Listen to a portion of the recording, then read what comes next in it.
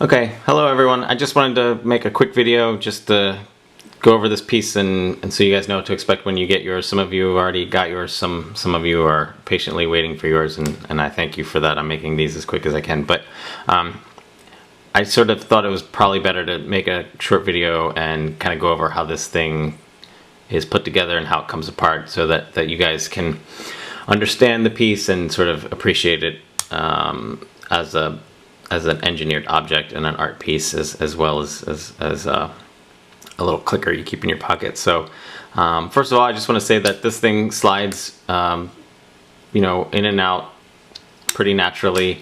I think it's inevitable that some of you are going to probably apply more force than is necessary and push this thing right out. If this was a commercial object, it probably would have a keeper of some kind to prevent it from coming out, but I sort of couldn't come up with a way to do that wouldn't impact the look of the object, and I think it's probably a nicer piece that if you guys can take it apart and appreciate the simple mechanism that makes it work and play with it in that regard too. So I'm going to take it apart and I'm just going to show you basically how to put it back together, and it's really simple, and I think that's part of the sort of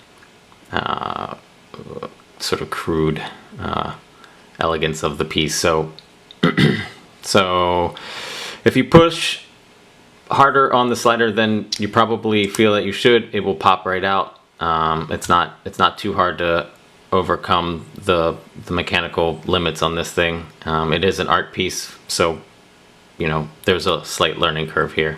The way the piece works is it's just a ball bearing, just a little ball bearing that sits on a spring in a hole. And it works just like your ratchet set lock does.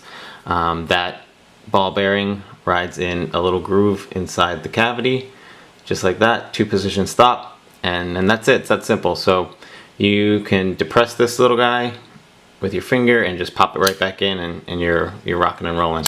So it's inevitable that some of you are going to take this apart. Some of you are going to lose that ball bearing. It's going to go flying. That's fine. I think it's to be expected. I have included an extra spring and a bearing with each of these, so if I forgot yours or you lose it and then you lose your spare, just shoot me an email. I'll send you a new one. One other thing I wanted to kind of touch on is that some of you may not like the way yours slides. Maybe it's too tight, maybe it's too loose. That's fine. I did my best to kind of find a middle ground and what I thought was a good sliding pressure. But if you want to adjust yours, I think I want to encourage you guys to do that. I want to encourage you guys to take it apart. I want you to play with it and make it yours. It's an art project. It's personal preference is everything. So anyway, I found when I was kind of developing these that the spring length is very fussy. Shorten the spring just a little bit and the sliding pressure gets a lot lighter and the slider will slide easier. Put a little bit longer spring in there and the sliding pressure increases, and it can get quite tight. But I think there's room for you guys to play with yours. There's an extra spring in the bag, so I encourage you to do so. If you want to lengthen the spring, I think the easiest way is to just, let me show you this, to take a drill bit or something small like this, and you can kind of just force it between the coils and kind of bend them out. This will lengthen the spring ever so slightly without being extreme, and give you a little increased spring pressure.